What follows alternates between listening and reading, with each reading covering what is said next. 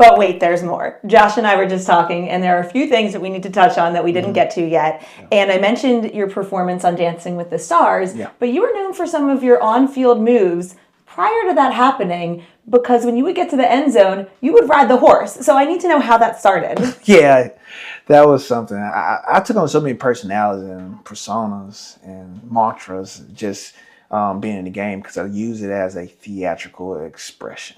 So I put on the mask. So the Dark Knight, that was one of the things that I really, really got into, because it was just, the alter ego.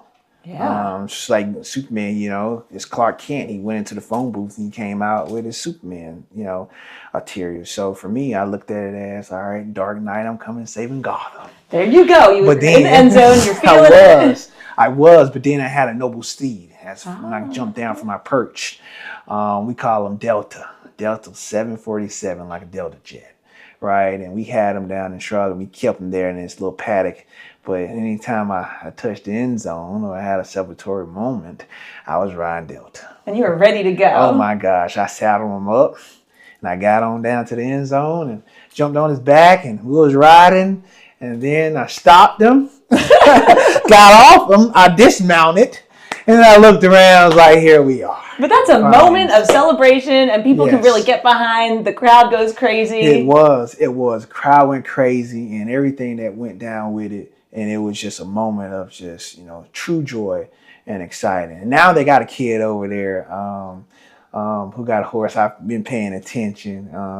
And you actually had a horse. Yeah, literally. Had a horse, grew up on a horse farm. Well, let's say in the country, in a trailer.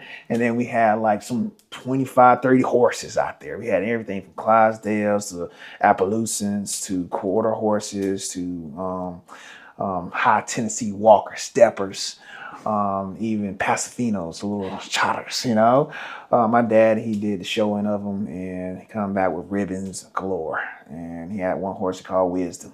And then finally we had some thoroughbreds, and we got Delta. And there you go. And that's how your end zone dance started. Oh my gosh, man. That horse was so, he ran with the wind. He still runs with the wind today. And they had this kid out there, he's wide receiver, but he got a horse called Dollar Bill. And so that makes you so happy. Yeah, I see some of the clips he be riding, and it just brings back to the time just seeing me and Delta just riding on. And something about Carolina and having boys that have horses, right? Mm-hmm. But that was cool to see. And then when I came off to over here in Washington, I was in D.C., it was Redskins at that time. And so, I got a little Indian in my blood.